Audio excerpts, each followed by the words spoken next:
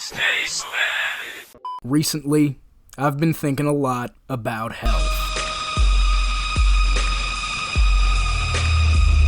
My health, the health of people around me, more specifically the health of broader things, like a country or an economy. I just can't do it. I can't take this shit no more, man. The vibes are absolutely in the trash, but that stuff sucks to think about right now. So because I'm me, I want to look at things through a more abstract lens. Alright, fine. How are these things affecting the health of animation? In a few ways, animation is doing better now than it ever has been. We've gotten some extremely impressive projects in the last few years as companies scramble for market share. Indie animation has made leaps forward in quality and popularity to the point of starting to blur the line between indie and large studio productions. That's inspiring, but you know what I'm getting at. We know there's a rot setting in, even if we can't quite decide where it's coming from. And the other side of that is finding out how little the wider industry really cares about animators and the characters they bring to life when they don't have to. JJK may look like a movie, but Mappa ground the team behind it at a pace to make it happen. We may get interesting projects, but there's little guarantee of any continuation, and licenses, franchises, and industry veterans continue to dominate the space over innovation and new talent. Even if the projects are good, it's not healthy for the future. Speaking of which, we also have to deal with the ramifications of AI, and that's a whole other stupid thing. You will often hear people say that animation is dead, and that can't really be because there's no good projects coming out if they're paying attention. I think people are just sick of certain aesthetics. Adult animation gets a lot of criticism specifically. Let's be honest, mostly from anime fans for it not being anime. Adult animation has always had some variety, and now it has more than it ever did, really. But I still get where people are coming from. There is, as there is in any industry, a mode of operation. A common denominator. People aren't complaining about BoJack Horseman when they say adult animation is bad, or Archer, or Bob's Burgers, because they're all generally agreed to be unique, even if they're considered to be the exceptions to a rule. It's an attitude that unfortunately I think I'm gonna have to lay at the feet of Family Guy. Ah, damn it, Meg! I don't have to explain Family Guy to you. You know it, I know it, Zorak know it, and that is kind of the problem, isn't it? The Simpsons changed everything by bringing back the idea of the animated sitcom for adults that was really, as you may know, started by the Flintstones. They made a joke about it and everything. But maybe it's just too hard for executives to copy that specific brand of heartfelt satire, because nothing has had more influence on what direction the industry moves in than Family Guy. It's the Drake of animation. Oh, pardon. I didn't mean any offense, hip-hop colleague. I don't even think it's their fault. I don't really hate Family Guy. I will make fun of it for being trash, mostly just because I like to punch up. But it has been around for so long that I do have a fair amount of nostalgia for it, and I do check up on it periodically just to see if it's getting worse. And it usually is, but like with The Simpsons, it's still capable of hitting me with a funny episode 3 or 4 times a season that'll make me say, we're so back. Family Guy is cursed by its own success. People will never miss it because it'll never go away. But for a show that popular, it is kind of weird that it only has 2 spin-offs. One, if you want to get technical, and people including myself have said the other is an improvement on it in every way. All I do is win, no matter what. Got money on my mind, I can never get enough. But the oversaturation of the Family Guy style is seemingly never-ending and totally outside of its own control. I think people get sick of Family Guy because there is so much wannabe Family Guy. When people see characters that look like this and sound like that, it's very easy for them to say, oh great, another Family Guy knockoff, and dip, but studios keep making them because it's an easy model to follow. Even Rick and Morty, which spawned a bunch of its own imitators, is still just close enough to that model that it doesn't really rock the boat too much, and leaves the people still begging for more. What I'm saying is, what we need is a new model, a flag bearer for what the future of adult animation can be that isn't just, make some expensive shit I can make edits to. We need an antidote. I propose that Common Side Effects is that antidote. Alright, bold claims being made here. Why? Is this show really of that high a caliber? I know what you're thinking. This show doesn't have Sakuga. This show doesn't have Aura. This show doesn't even have cute girls. I mean, come on, what? Depends on who you ask. Well, yes, I would put this show up against the newest Mappa project or an Arcane, Spider-Verse, Castlevania thing. Because it's got the engine that drives all great projects beyond where technical skill and money can take them. It's just so relentlessly human.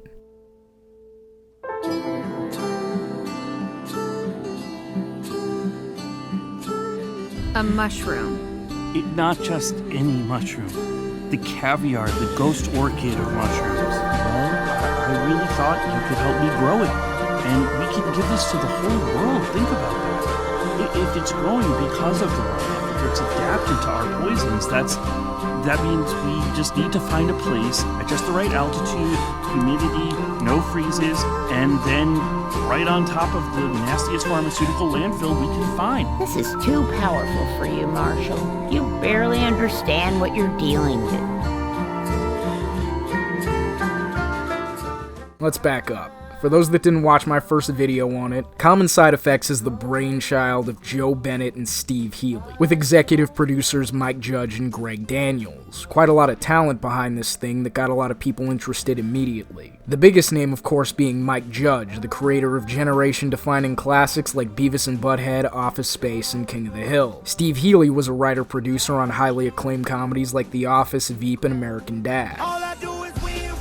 And not to be outdone, Joe Bennett created the highly acclaimed HBO animated series Scavenger's Reign, a psychedelic exploration of the possibilities of alien biology, body horror, and man's true animal nature. And just with those credits in mind, you can start to get a good impression of what Common Side Effects has to offer. But with all that said, it comes out the other side not really being much like any of those. They set out to make a hard-hitting political thriller disguised as a comedy in the vein of a Coen Brothers project. And if it keeps going on the path it's currently on, it could end up being the best thing these guys have ever made. And yeah, I do think it's better than Scavenger's Reign, and I'll get to why, but it comes down to Common Side Effects asking such a raw, sad, hopeful, agonizing, and universal question.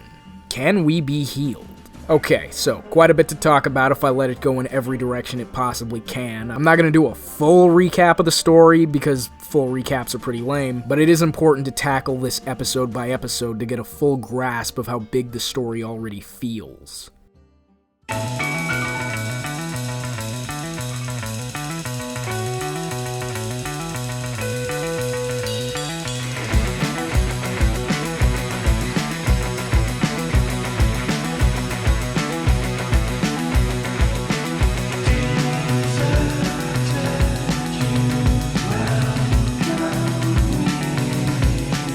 Common Side Effects is a, well, I wouldn't call it sci-fi, maybe more like biofiction, agricultural fiction, political thriller, corporate espionage, character drama with global implications. So let's keep everything contained to a few key factors, starting with our most important characters so everything fits together as we go on. The first one, of course, is Marshall Cuso, our main guy whose decisions will reshape the fate of everyone around him and possibly the world. Played by Dave King, Marshall is a mycologist. If you don't know what that is, don't feel bad. I don't think anyone did before the show came out, including the mycologists. I know the fuck a mycologist is. Sorry. On an Indiana Jones-style expedition into the Peruvian mountains, he discovers a mushroom that, when ingested, has the ability to heal any wound, disease, and to a point, even death. I have a lot to say about this Blue Angel mushroom that's going to drive the story. It will cause multiple factions to try to rip it from his cold, dead hands. But for now, I just want to point out that it's interesting to me that Common Side Effects is able to do so much with a concept that we have gotten so used to seeing. It's the basis for almost every game I and probably you have ever played. It's the stim pack, the emergency kit, the heart, potion, pizza, wall chicken, the healing factor. Never have I seen this amazing theoretical world-changing concept given the focus it would really need with so much depth. In a game, this gets a hand wave so we can keep having fun. But if it were real, there isn't a single thing it wouldn't change. I would describe Marshall as a humanist or maybe a naturalist. He's the only character in the story who's totally dedicated to telling the world about this amazing discovery for reasons beyond profit or pride, but solely because he believes it's the right thing to do, and he's willing to risk life and limb to do it. Even with the get-out-of-jail-free card he's got in his back pocket, it's a goal that most would have given up on almost immediately. I don't know if that makes him a hero, but he's certainly not afraid of the sacrifice. Where this dedication to his cause comes from is something I can get into later, but I get the impression he's a bit of a Walter White, but breaking good in this case. He's driven by his emotions and totally in over his head. And you will wonder if he can make it out of this story alive as all the forces of business and government try their best to kill him in any way they can think of. Start the death counter.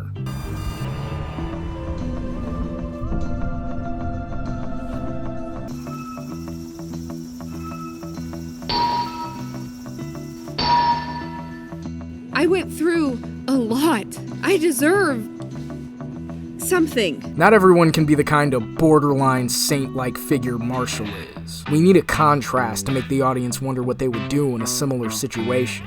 That comes in the form of our deuteragonist Frances Applewhite, played by Emily Pendergast, Marshall's old high school lab partner and new situationship. As the assistant to the CEO of the Ryudocal Pharmaceutical Company, she's equally important to the direction of the story as he is and represents the corporate side of it. She's a bit of a quirky little millennial that grew up into a boring, larger millennial. She's unhappy with her job, she's unhappy about what happened to her mother, and she's increasingly unhappy in her relationship. And before reconnecting with Marshall on a chance encounter, you could guess that she was sleepwalking through life. So when she meets up with him again and sees the mushroom work for the first time, you can see a bit of light come back into her eyes. Like a lot of regular people, she is just some guy's assistant. She's looking for something and just doesn't know what it is. She wants to believe in something good, but like I said, she's not a pure-hearted altruist. She just doesn't have the time. She's desperate, and that desperation will lead her to doing some pretty snake-ass, underhanded, self-serving shit. But it's understandable. She's not a genius. She's the Jessie of the operation, doing what makes sense to her. She's not some kind of villain. Speaking of some kind of villain,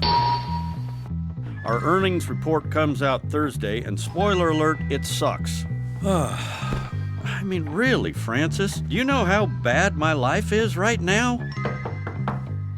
Great. Now my room service is here. Rick is the first character we see in the series, and is too dumb to be evil, or so Marshall says, and the revolving door CEO of Ryudocal. His job seems to be taking hits for the guys slightly up the food chain than him. He is a symbol of an idea that we have long held about the wealthy.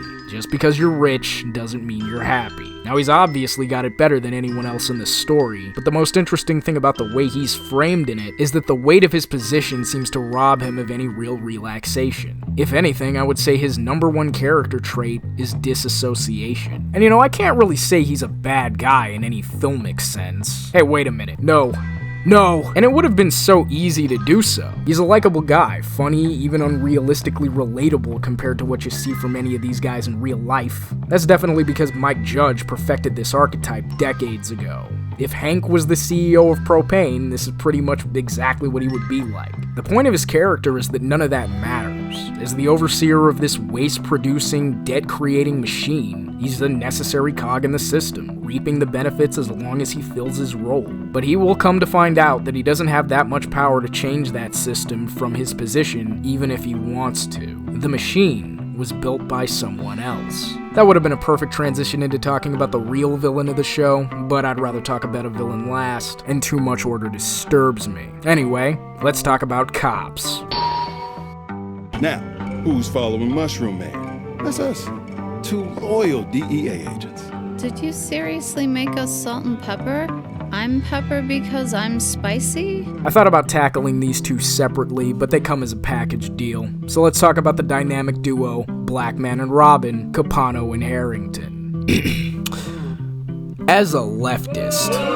Man, shut your old stupid ass up. No, bro, get out of here, bro. I always thought cops were pretty cool. Hey, look, I ain't FD. I did not ask for your opinion. Get on. Go find your little Bill video. Dirty testing ass nigga. In fiction, in real life, few things give me more anxiety. But in fiction, they make for a very convenient writing tool. I think it comes from my and America's long-standing interest in the myth of the cowboy. It's always been tied to the idea of a certain kind of social freedom the cowboy represents. It was never really real, but remains fun to think about. For good or ill, it was often ill. The cowboy gets to choose what effect he'll have on the world. In the modern day, where most of my favorite stories take place, that type of social freedom and the narrative freedom that comes with it is hard to come by. A cop is about as close to the myth of the cowboy as you can get. And that'd be fine if these motherfuckers out here didn't take that shit seriously. I'm just an artist, I can make shit up. These guys are supposed to know better than that. Let's sprinkle some crack on them and get out of here. Propaganda, or media that portrays the police as more competent, moral, or approachable than they really are, is a problem to be considered at all times. But on the other hand, niggas do love blaming artists for everything. It's not their fault people conveniently forget how to discern fact from fiction when they feel validated by it. I can acknowledge the issue and still enjoy the story for what it is. So do these two fall into that trap? Yup, oh yeah. One of the worst examples I've ever seen. Depending on how I'm feeling that day, I might say they're my favorite characters in this. Copano and Harrington are just such lovable weirdos, I can overlook the fact that they're feds. Nobody's perfect. Okay, in all seriousness, I'm not just bringing this up to be cute. The show wants to talk about how different parts of the system interlink to defend itself. As representatives of the government side of things, they will both have their moral viewpoints tested, and we wouldn't be able to care if they weren't so well characterized. Copano, played by Joseph Lee Anderson, is, for a lack of a better term, the molder of this dynamic. Are we too removed culturally from the X-Files for that reference to land? He's good at his job, they both are, but he's the one who seems to be the true believer. The kind of guy who probably picked his profession because of truth and justice and not to throw his weight around. He's not interested in clocking in and out. He wants to get to the bottom of things. That's going to bring him into conflict with his bosses and his partner as they chase down Marshall for reasons they don't quite understand. Martha Kelly's Harrington, on the other hand, is more of a Scully. Look, if you don't know what the X-Files is, you're probably not in my target demographic, but don't go anywhere. Like, share, and subscribe. She's as goofy as he is, maybe goofier, but she's a realist, there to do her job and go home, not to be a hero. Maybe it's just the Mike Judge of it all, but I can't look at her without thinking of Peggy Hill. Okay, what do we got? But I'm on a roll! Should I mention that Harrington's a lesbian? The show doesn't make a big deal out of it, so maybe I shouldn't either. It's not a defining trait, nor is it ignored, and I think that's a positive move. The show doesn't have much in the way of backstories, but as it goes on, you will come to know these people from details that feel very natural. Okay, so we talked about the cops. What about the robbers?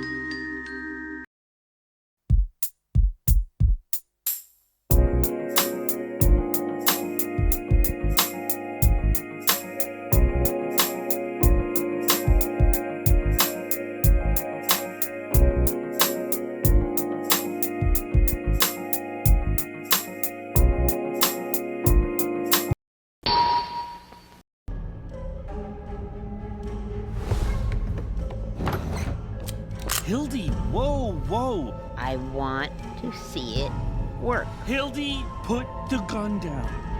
Put the gun down.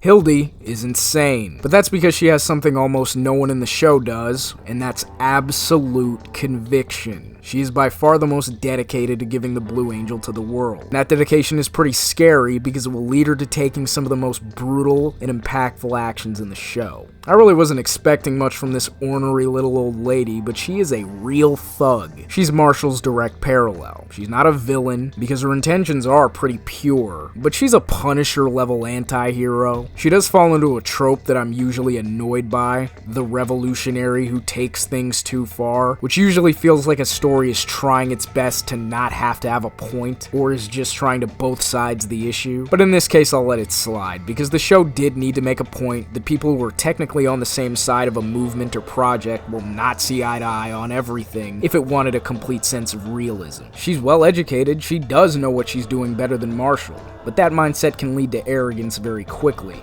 She's going to show the world what this mushroom can do, even if it kills someone. Finally, on the exact opposite side of the spectrum, we have, and there's no mincing words on this one, our main villain. I've read about the barbarity of your American prison system. How sad to see the evidence firsthand. Uh-huh. Truly, it's still the land of the lonesome cowboy bleeding to death in Laredo. So we're done with this. You're handling Ryuta, Cal? Loose ends will be tied. Jonas is the man behind the curtain. He's running the show. I'm not sure if he's the most or least realistic character, because he is cartoonishly evil. And I'd like to say that's unreal. I guess he's just evil in a realistic way. He's a mysterious, shadowy, soft-spoken oligarch with a poetic manner of speech and a dangerous grip on the high levels of power. This is the kind of thing that haunts my nightmares. Marshall will never meet this guy, but he is the one pulling the strings of his life. We really don't know much about him at all. He's Swedish, I guess, so this can't be a very long section. I'll save the diatribe about wealth and power for later. But Jonas has a view of the world we'll come to understand, and it's very high up, looking down. That's all the major characters, and I think they're all pretty great. CSE, as I'll say throughout the rest of this video, uses them to tell a story that was so smart and relevant, it had me side-eyeing a lot of its contemporaries. Yeah, I'm looking at you. The reason CSE took me by surprise so much is that episode 1 feels pretty humble for the first episode of a TV show. It sets up just enough without overwhelming you with expectations. It has a press conference, a CEO, an assistant, a hippie, and 2 cops. It's funny that the opener is the first and only time Marshall and Rick will ever speak in the show, but this opening scene does so much to set up the central conflict they both represent. They're both trying to protect something. One, position and reputation, the other, nature and life. How poetic. I do have to ask myself what the hell Marshall is even doing here. People are already trying to kill him, so something this public seems like a huge risk to take. And his high school crush just so happens to work for this specific company. If I was CinemaSins, I'd give it a ding. But since I'm not, I can tell that this was meant to show how much he cares about this subject. So, as Marshall and Frances catch up, she mentions her mom's dementia. This leads him to giving her the most important speech of her life and in this show. Oh yeah, well, she doesn't remember you or anything. Okay, Frances, can I tell you a secret? Yeah, please. Okay, just go with me for a minute. What if there were a medicine that could heal, like, almost anything? Well, yeah, that would be great, sure. Yeah, right, but what if they didn't want you to know about it? Who's they? In the most horrifying way possible, by the way.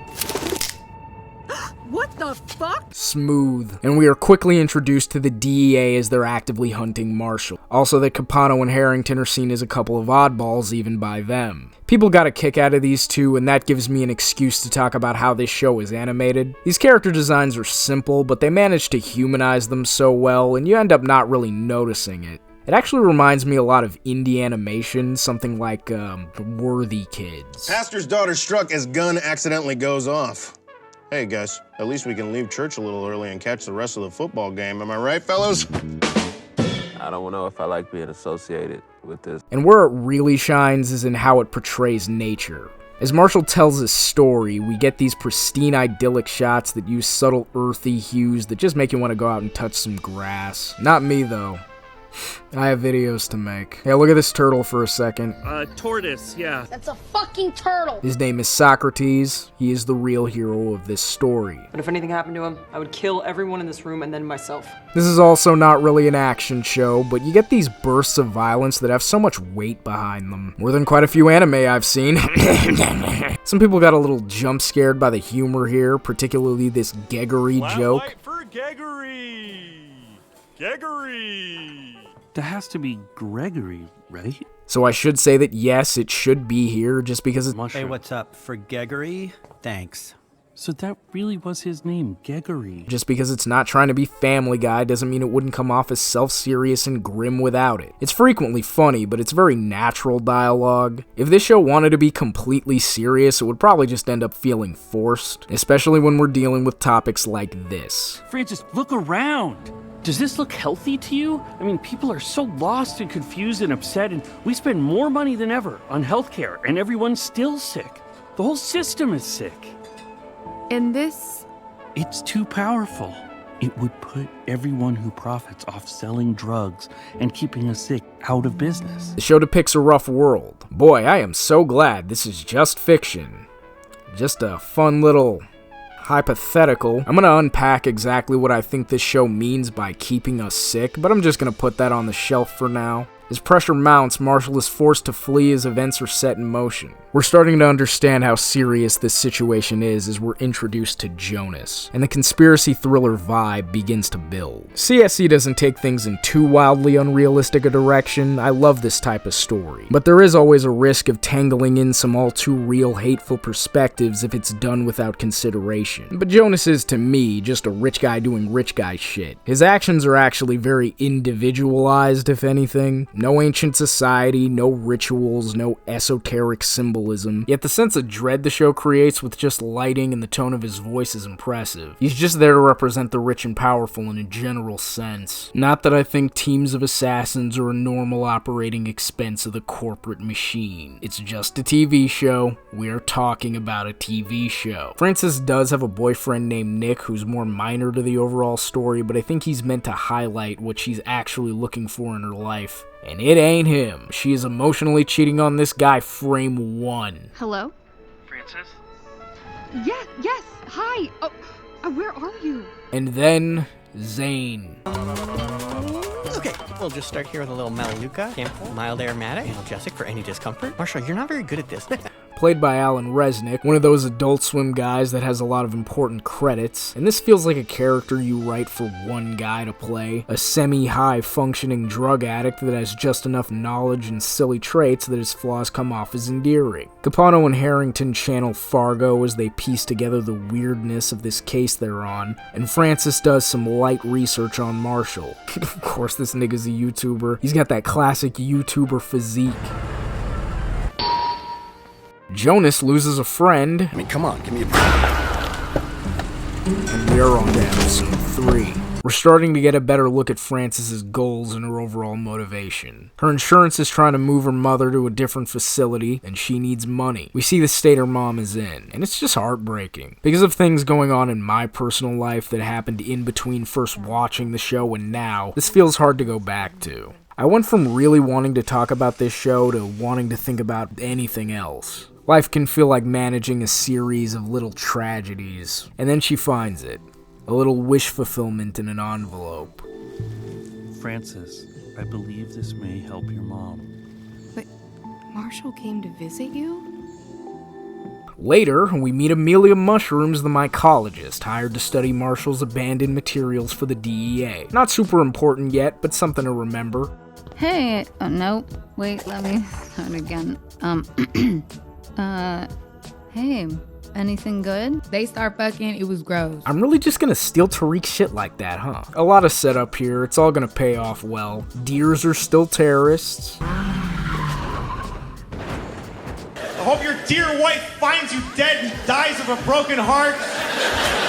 And Marshall saves a guy with relationship drama. Then he goes to find a sweet old lady in the woods, something that always goes well in stories. Hildy is clearly a kind of smart person, but it doesn't take long to see how unbalanced and dangerous she can be. But she says something I can't help but agree with. This is too powerful for you, Marshall. You barely understand what you're dealing with. Can't argue with that. The man is out of his depth. Are these even decisions one man should be making? But in this case, I'm gonna have to take Marshall's side, at least for now. This show is so good at environmental storytelling. We get so much of Copano's character in this scene just from the walls, tables, his choice of film. I really can't fully explain how good the direction is here, except to say that it just lights up the editor part of my brain. Hard open. Yes, yes. I mean, cold open. I mean, God. They start fucking, it was gross. Let's get married. Yeah, no. I'm sorry, Nick, you're not even that bad a guy. You're kind of a dipshit, but this is rough. Then again, it's crazy you're not getting these signals. You could direct air traffic with them. I really love you. I love you too. So Marshall finds a nice spot to cook, and Frances gets a call.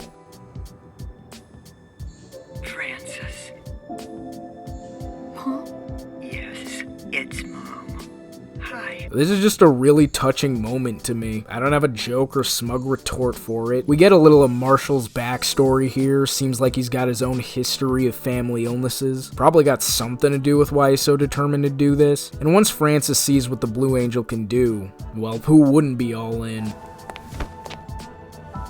Marshall, It worked. You were right. It really worked. We need to get to work. We need to grow it and spread it and share it with everyone. Everyone's who's sick, and my mom. I know. Yet another assassin comes to kill Marshall, and everyone bonds over a dead body.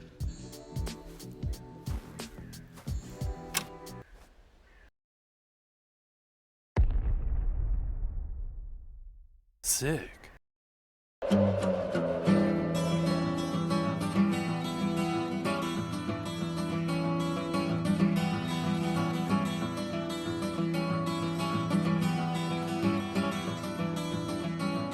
Somebody's gonna be mad if I don't mention Rusty. Get the hell out of here. That is so cool. I mean, he's a chill dude, sort of. What the fuck? I think this fucking dude is still alive. He's still fucking twitching. Hildy shows up. I'm up to no good.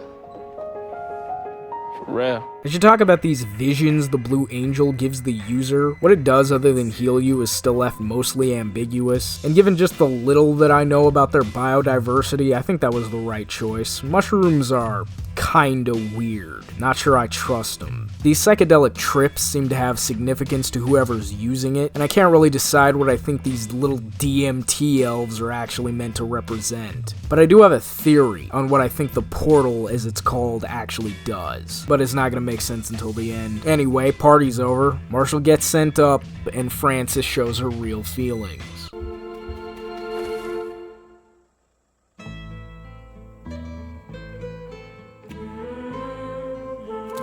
I'm sorry.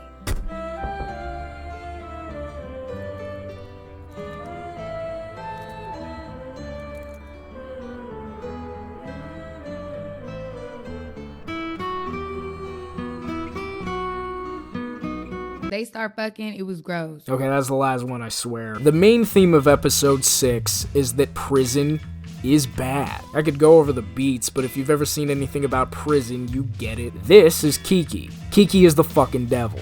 I know you're hurting right now. Take these. Really, nigga? Okay, look, I'm exaggerating. She's just a regular corporate careerist, but I don't think it's a coincidence that she ends up being the devil on Frances' shoulder on more than one occasion. Frances is struggling with what to do with this life-saving mushroom she's now in control of, and Kiki finds a way to justify her most selfish impulses. But then again, I can't really blame her. If you had the chance to get everything you ever wanted, would you pass it up? This is the episode that she finally betrays Marshall, at least his ideals. At his lowest point, the Blue Angel is called a miracle at multiple points in the show, and while it is amazing, it doesn't make you invincible or immortal, but it would probably make people feel like they are. And to make that clear, they do probably the roughest thing they could do.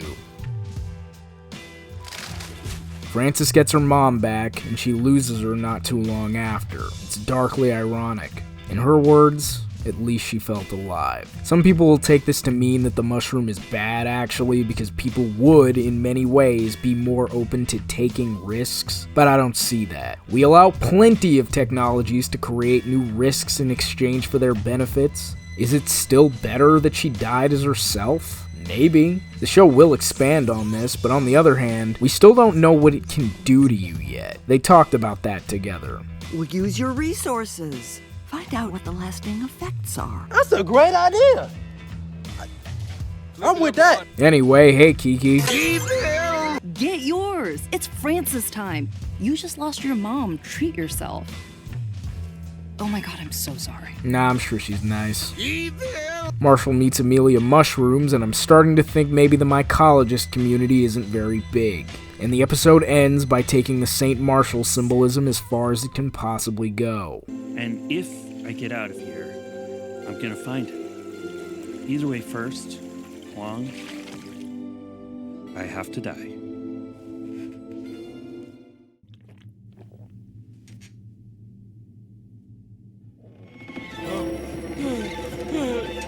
Yo, man, yo.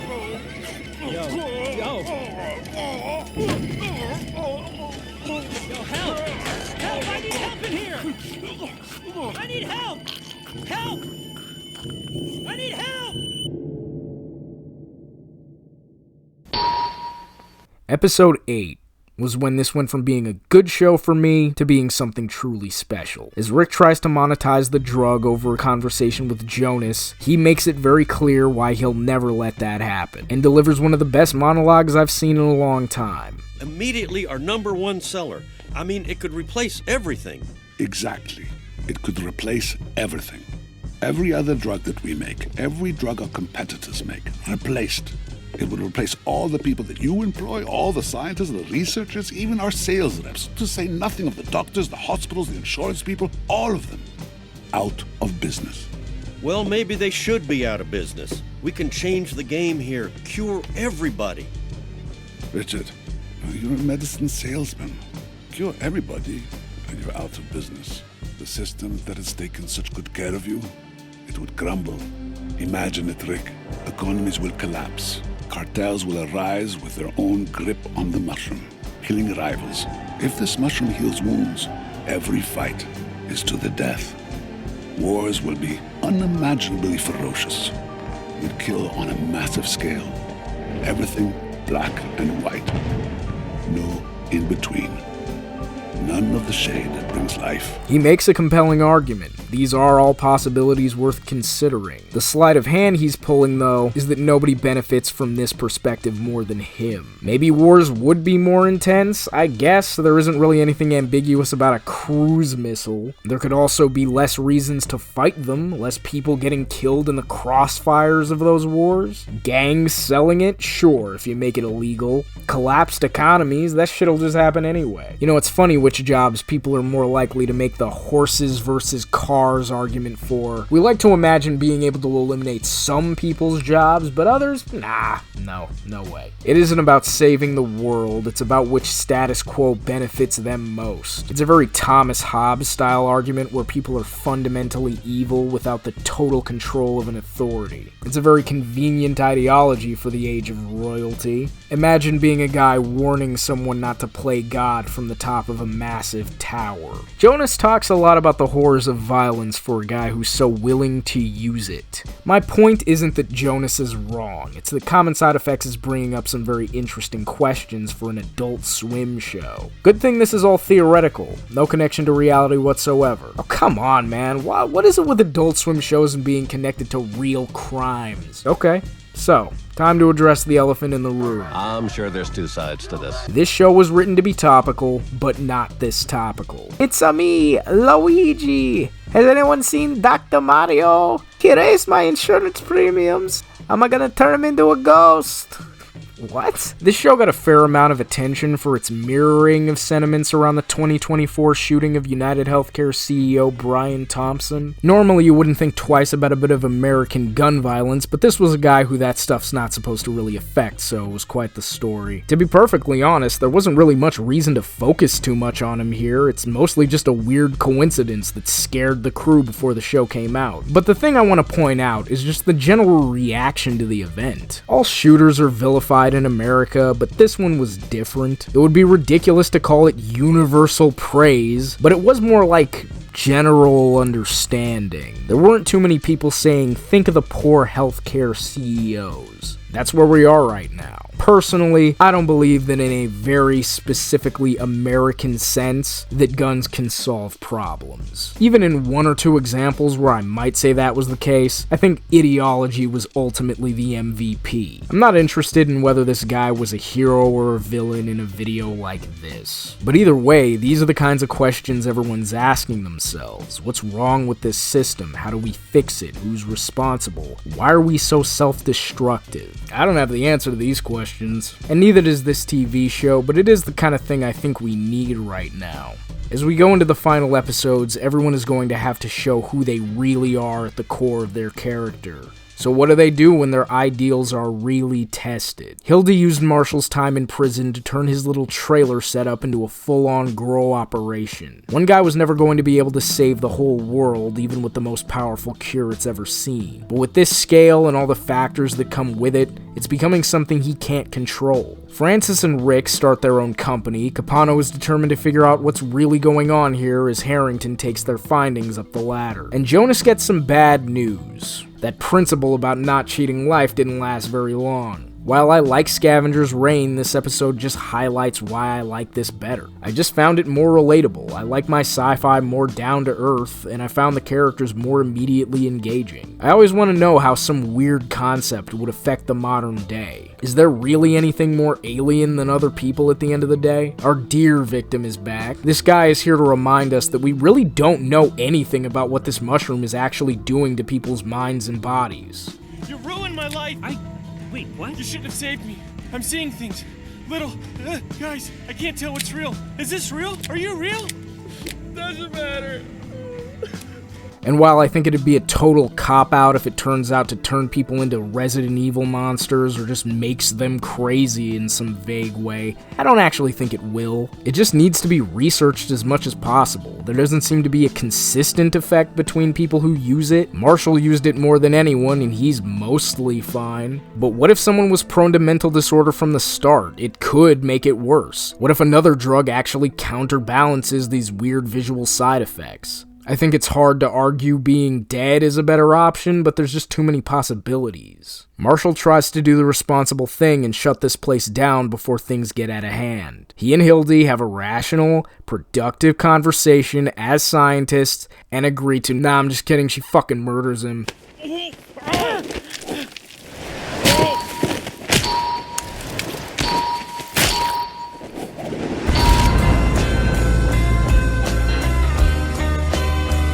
Finally, we start tying all these ideas together, starting with more insight into what the Blue Angel is doing. Visions are one thing, but now it's starting to affect the real world. At first I thought this might have been some kind of magic, which would have been weird, but I'm pretty sure it's actually something more interesting. It's connecting people's minds. Marshall and Francis start seeing the same visions. That might have something to do with how mushroom colonies work.